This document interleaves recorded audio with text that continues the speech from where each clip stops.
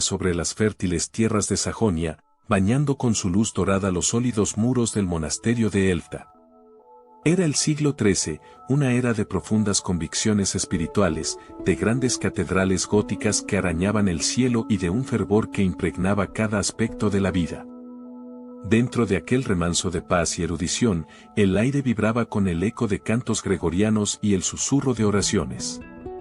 En medio de esta atmósfera sagrada, una figura destacaba no por su linaje noble, que lo tenía, sino por la luz interior que parecía irradiar de ella, Matilde de Aqueborn. Nacida en el seno de una de las familias más ilustres de Turingia, su destino parecía trazado entre los privilegios de la corte, pero desde su más tierna infancia, su alma anhelaba un horizonte distinto, uno que trascendiera los confines terrenales. Transportémonos a aquellos claustros silenciosos, imaginemos el aroma del incienso mezclado con el de los manuscritos antiguos, sintamos la quietud rota únicamente por las campanas llamando a la oración. Allí, Matilde no era simplemente una monja entre muchas, era conocida como el Ruiseñor de Cristo, una voz tan pura y celestial que se decía que los ángeles se detenían a escucharla. Pero su don iba más allá de la música.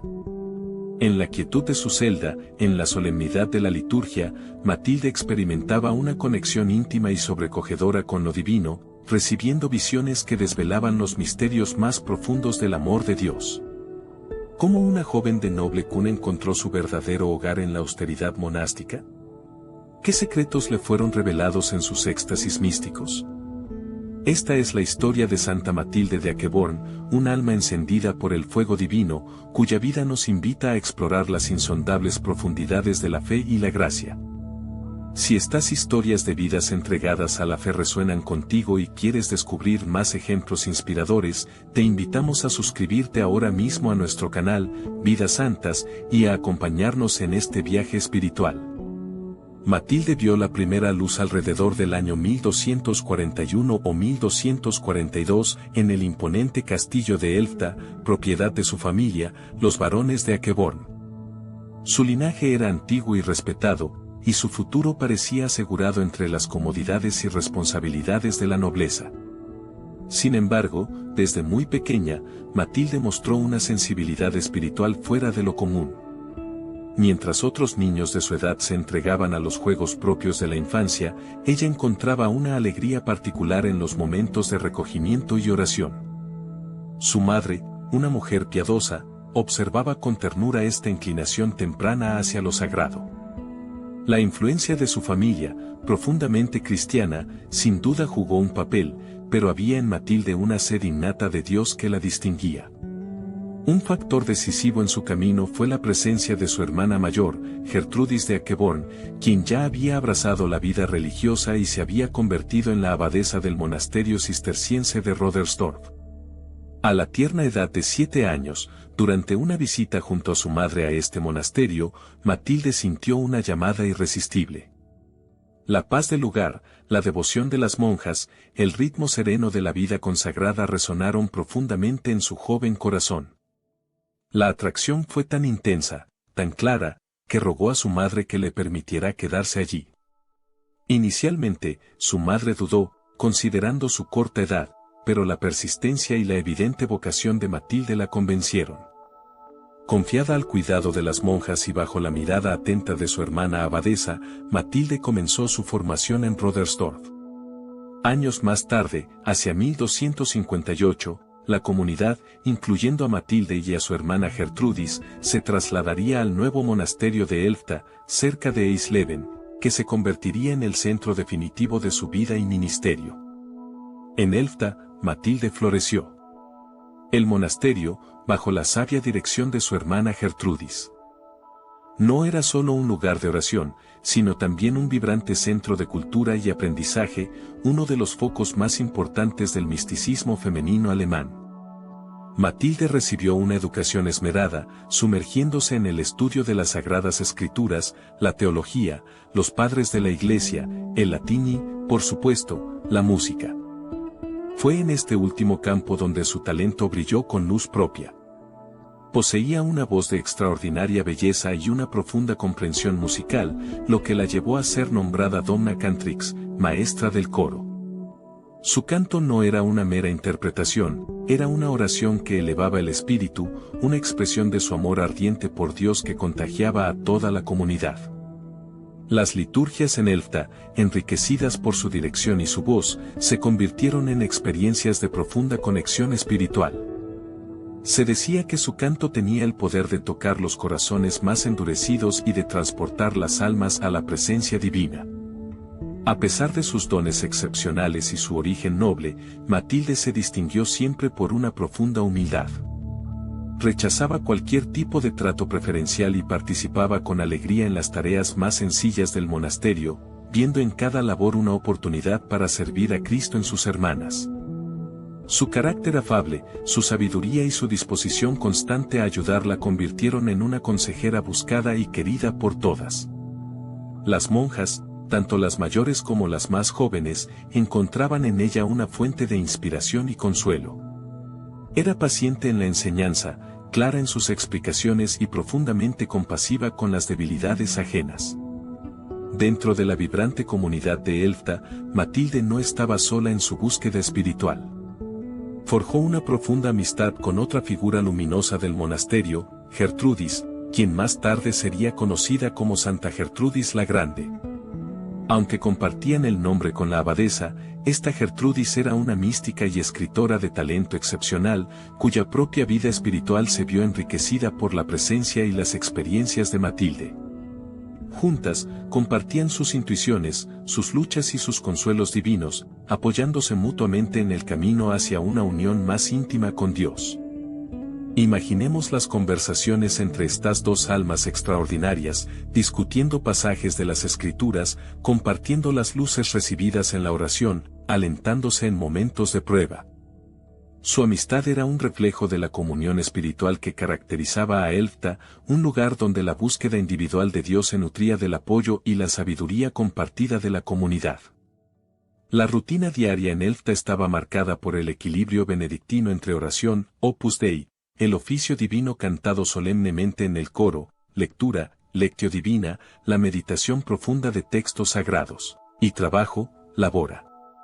Las monjas se dedicaban también a la copia y iluminación de manuscritos, contribuyendo a la preservación del saber y a la belleza litúrgica. Matilde participaba plenamente en todas estas actividades. Como maestra del coro, dedicaba largas horas a ensayar los cantos litúrgicos, asegurándose de que cada nota y cada palabra fueran una ofrenda digna a Dios. Su habilidad no era solo vocal, sino también pedagógica, sabía cómo guiar a sus hermanas para que el canto coral fuera una experiencia de oración comunitaria profunda. Además de sus responsabilidades musicales y su participación en la vida común, Matilde dedicaba tiempo a la oración personal y a la contemplación silenciosa. Era en estos momentos de intimidad con Dios donde su vida mística comenzó a desplegarse de manera extraordinaria. A medida que Matilde maduraba en su vida espiritual, su relación con Dios se profundizaba, manifestándose a través de experiencias místicas cada vez más frecuentes e intensas. Estas no eran meras emociones pasajeras, sino encuentros transformadores que iluminaban su entendimiento y encendían aún más su corazón de amor divino. Inicialmente, estas gracias se manifestaban como una percepción aguda de la presencia de Dios durante la liturgia, especialmente al cantar los salmos o recibir la Eucaristía. Sentía cómo las palabras de los cantos cobraban vida en su interior, revelándole significados ocultos y llenándola de un consuelo inefable. Una de las primeras visiones significativas que marcaría profundamente su espiritualidad ocurrió durante la celebración de una fiesta litúrgica. Mientras cantaba en el coro, absorta en la alabanza divina, sintió que su alma era elevada a una dimensión diferente. Se vio en presencia de Jesucristo, quien la miraba con infinito amor y ternura. En esta visión, Jesús le mostró su propio corazón, radiante como el sol, ardiendo de amor por la humanidad. De este corazón brotaban torrentes de gracia y misericordia. Una voz interior, clara y amorosa, resonó en lo más profundo de su ser: este es el refugio seguro para todos los que confían en mí. Aquí encontrarán paz, consuelo y fortaleza. Esta experiencia la dejó sobrecogida, llena de una mezcla de temor reverencial y una alegría desbordante. comprendió que se le estaba revelando un misterio central de la fe, el amor infinito y personal de Dios, simbolizado en el corazón de su hijo. Matilde, por naturaleza humilde y discreta, no buscaba protagonismo ni deseaba que estas experiencias la distinguieran de sus hermanas.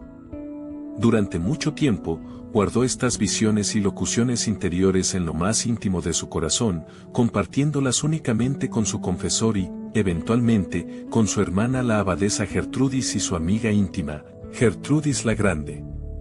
Temía la ilusión o el engaño del espíritu, y también la vanidad que podría surgir al considerarse objeto de favores divinos especiales. Sin embargo, la frecuencia y la claridad de estas manifestaciones divinas, así como el fruto espiritual que producían en su propia vida un amor más ardiente, una humildad más profunda, una caridad más solícita, la convencieron gradualmente de su autenticidad. Fue su amiga, Gertrudis la Grande, quien, reconociendo el inmenso valor espiritual de estas revelaciones no solo para Matilde sino para toda la Iglesia, la instó repetidamente a permitir que fueran puestas por escrito. Gertrudis argumentaba que ocultar tales dones sería privar a muchas almas de una fuente de inspiración y consuelo, una manifestación del amor misericordioso de Dios que todos necesitaban conocer. Matilde se resistió durante años. ¿Cómo podría yo, una criatura tan indigna, pensaba, atreverme a relatar las maravillas que Dios, en su infinita bondad, me ha mostrado? ¿Quién soy yo para que mis palabras sean consideradas? Su humildad era genuina, arraigada en una conciencia profunda de su propia pequeñez ante la majestad divina. Sin embargo, las instancias de Gertrudis y de otras hermanas, sumadas a una posible indicación divina recibida en oración, finalmente vencieron sus reticencias. Accedió, no sin temor y temblor, a dictar sus experiencias. Así comenzó la paciente labor de recopilación que daría lugar a una de las joyas de la literatura mística medieval, el Liber Specialis Gratiae, el libro de la gracia especial. Varias monjas, principalmente Gertrudis la Grande, se sentaban con Matilde y escuchaban atentamente sus relatos. Con pluma y pergamino, transcribían cuidadosamente las visiones, las palabras escuchadas, las enseñanzas recibidas. El proceso no fue sencillo. Matilde relataba sus experiencias con sencillez y sinceridad, pero a menudo se detenía, abrumada por la magnitud de lo vivido o preocupada por no encontrar las palabras adecuadas para expresar realidades que trascendían el lenguaje humano. Las monjas escribas la animaban con paciencia y reverencia, conscientes de estar registrando algo de extraordinario valor. El libro resultante no es un tratado teológico sistemático, sino un mosaico vibrante de experiencias espirituales, diálogos íntimos con Cristo, María y los santos, y profundas intuiciones sobre los misterios de la fe. Su núcleo central es la revelación del amor apasionado y misericordioso de Dios, simbolizado de manera eminente en el Sagrado Corazón de Jesús. Matilde describe este corazón como una fuente inagotable de gracia, un horno ardiente de caridad, un refugio seguro para los pecadores arrepentidos. Las visiones de Matilde están profundamente arraigadas en la liturgia. Muchas de sus experiencias místicas ocurren durante la celebración de la misa, el canto del oficio divino o en relación con las fiestas del año litúrgico. El libro muestra cómo la liturgia de la Iglesia es un cauce privilegiado a través del cual Dios comunica su gracia y se revela al alma fiel. Los cantos, las oraciones, los ritos, todo se convierte para Matilde en puerta de entrada a la contemplación de los misterios divinos. El Liber Specialis Gratiae se organiza en 5 partes. Las primeras 4 recogen las revelaciones recibidas por Matilde a lo largo del año litúrgico, conectando sus experiencias místicas con las fiestas y los tiempos sagrados. La 5ª parte contiene enseñanzas sobre la vida espiritual, la oración, las virtudes y, de manera notable, sobre la preparación para una buena muerte, incluyendo la promesa de su asistencia a quienes la invocaran en la hora final. Una de las características más hermosas del libro es la ternura y la familiaridad con que Matilde describe su relación con Jesús. Lo ve como esposo divino, amigo fiel, maestro amoroso. En sus diálogos, Jesús la instruye, la consuela, la corrige con delicadeza, revelándole los secretos de su corazón. Por ejemplo, en una visión, Jesús le ofrece su corazón diciendo, mira cómo te amo.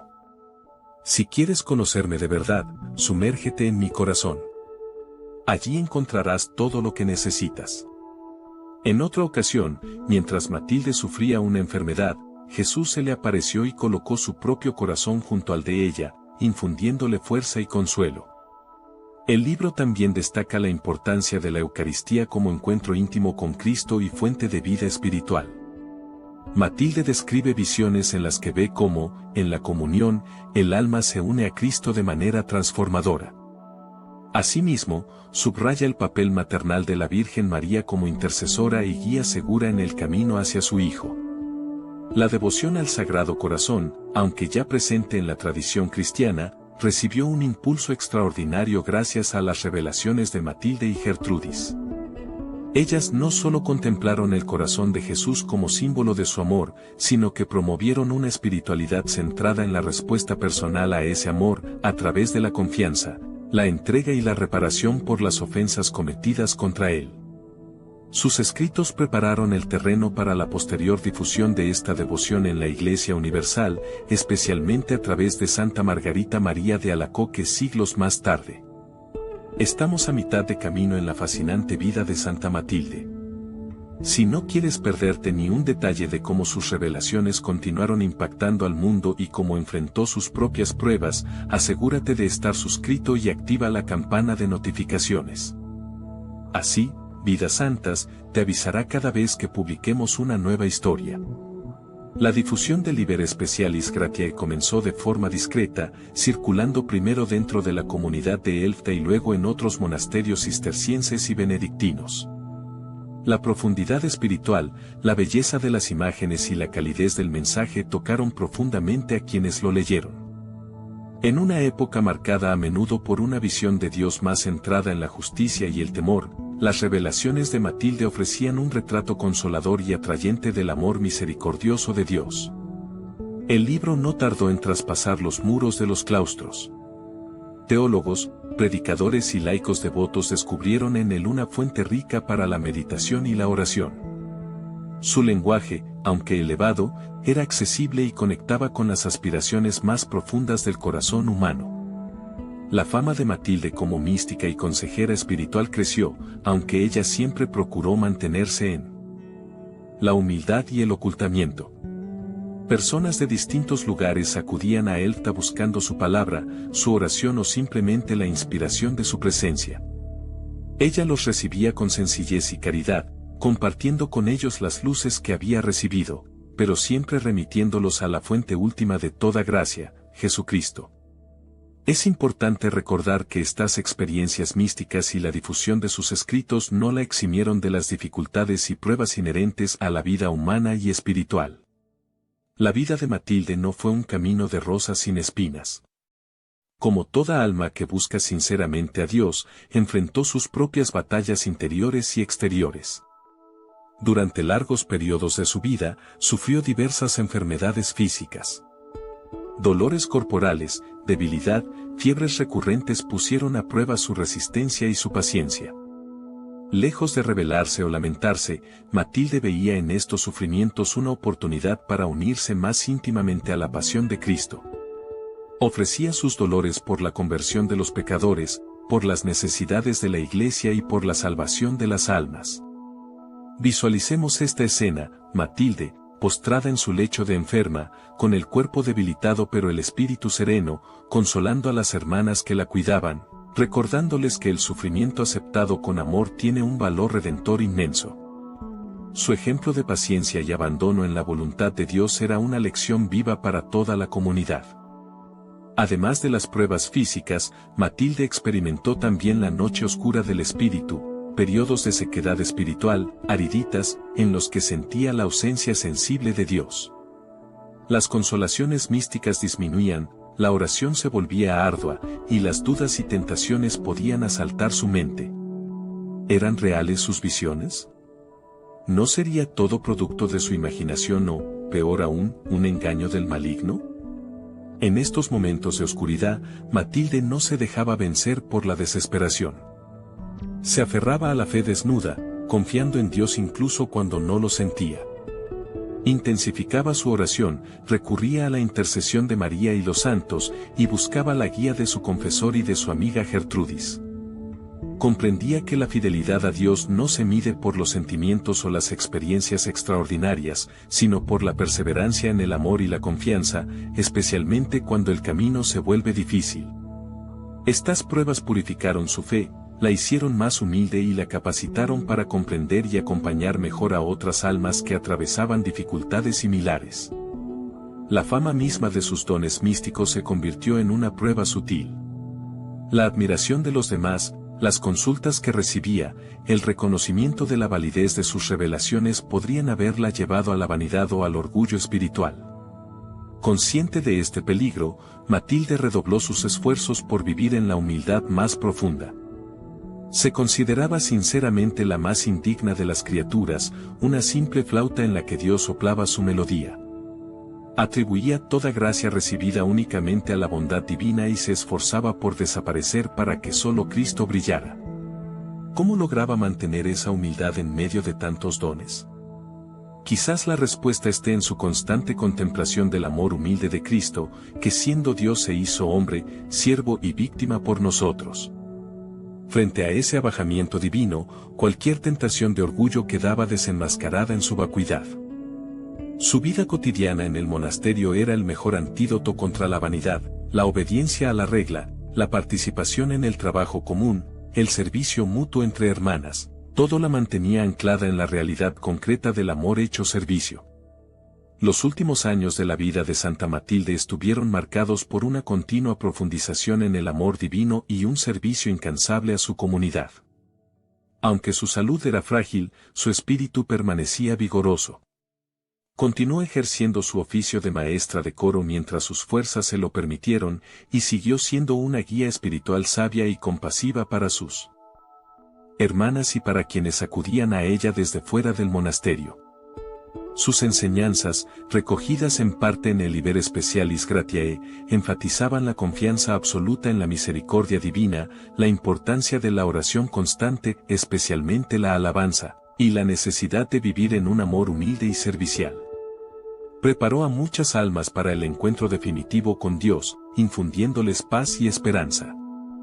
Finalmente, tras una vida enteramente consagrada a Dios, Matilde sintió que su peregrinación terrena llegaba a su fin.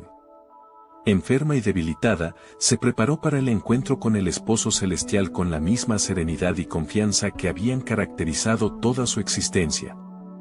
Las monjas de Elfta la rodearon con su cariño y sus oraciones, siendo testigos de su paz y de las últimas palabras de amor y entrega que brotaron de sus labios. Falleció probablemente el 19 de noviembre del año 1298 o 1299. Su muerte no fue un final, sino un tránsito, la entrada definitiva en la comunión plena con aquel a quien había amado y buscado durante toda su vida. Aunque Matilde de Aqueborn nunca fue canonizada formalmente por la Iglesia, un proceso que no estaba tan estandarizado en el siglo XIII como lo está hoy, su fama de santidad se extendió rápidamente. Fue venerada como santa inmediatamente después de su muerte, especialmente en los monasterios cistercienses y benedictinos de Alemania. Su fiesta se celebra tradicionalmente el 19 de noviembre. El legado de Santa Matilde de Aqueborn es inmenso y perdurable. Su vida y sus escritos representan una cumbre de la mística femenina medieval y han ejercido una influencia profunda y continua en la espiritualidad cristiana. Su contribución más significativa es, sin duda, la profundización y difusión de la devoción al Sagrado Corazón de Jesús. Junto con Santa Gertrudis la Grande, Matilde ayudó a revelar la riqueza teológica y espiritual contenida en este símbolo del amor divino. Sus visiones y enseñanzas presentaron el corazón de Cristo no solo como objeto de adoración, sino como fuente de gracia, refugio seguro y modelo de vida interior. Prepararon el camino para que esta devoción floreciera siglos más tarde y se convirtiera en una de las corrientes de piedad más importantes y universales de la Iglesia Católica. El Liber Specialis Gratiae sigue siendo una obra fundamental de la literatura mística. Su valor no es meramente histórico, sus páginas continúan hablando al corazón de los creyentes de hoy.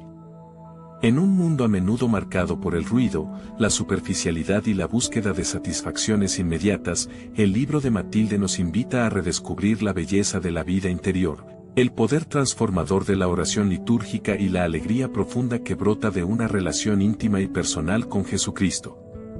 Nos recuerda que el amor de Dios es incondicional, su misericordia infinita y su corazón siempre abierto para acogernos.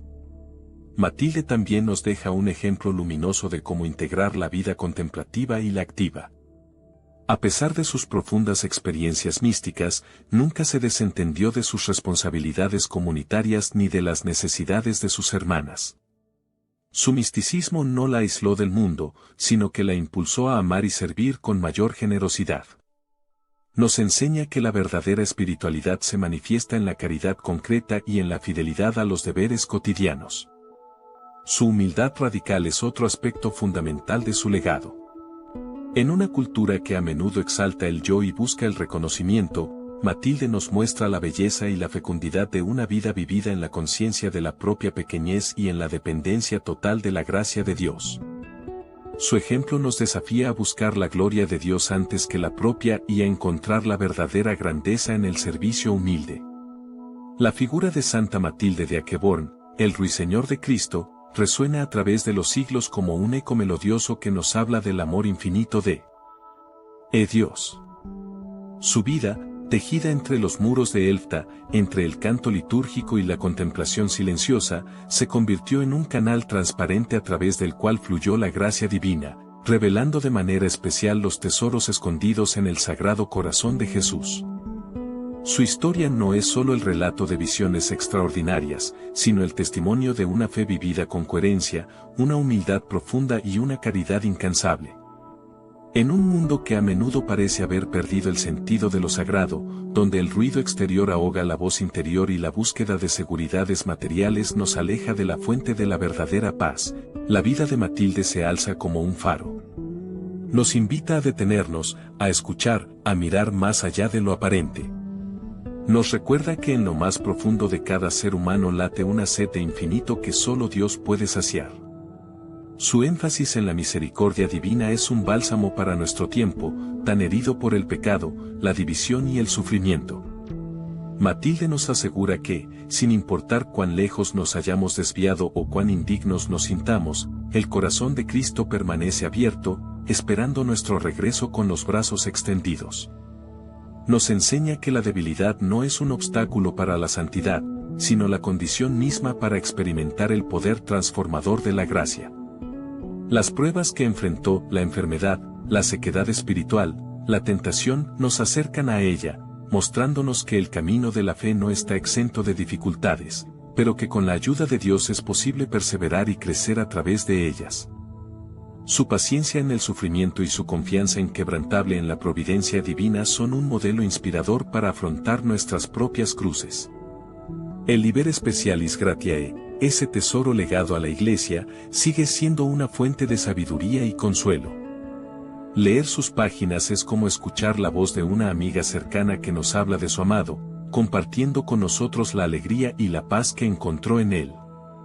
Sus descripciones de la liturgia como encuentro vivo con Dios pueden renovar nuestra propia participación en los sacramentos y en la oración de la Iglesia. ¿Qué podemos aprender hoy de Santa Matilde? Quizás, en primer lugar, a cultivar el silencio interior para poder escuchar la voz de Dios en medio del ajetreo diario. A valorar la oración, no como una obligación rutinaria, sino como un diálogo amoroso con aquel que nos conoce y nos ama infinitely.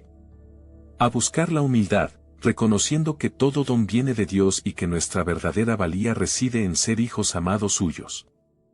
A vivir la caridad, sirviendo a los demás con alegría y compasión, viendo en cada persona el rostro de Cristo. Esperamos que este recorrido por la vida de Santa Matilde de Aqueborn te haya inspirado. Nos encantaría leer en los comentarios qué aspecto de su vida o de sus enseñanzas te ha resultado más significativo. Tu opinión es muy valiosa para nosotros. Que el ejemplo de Santa Matilde de Aqueborn nos inspire a abrir nuestros propios corazones al amor transformador de Dios, a confiar en su infinita misericordia y a convertir nuestras vidas, como la suya, en un canto de alabanza y gratitud. Su melodía celestial sigue resonando, invitándonos a unir nuestras voces a la suya en la sinfonía eterna del amor divino.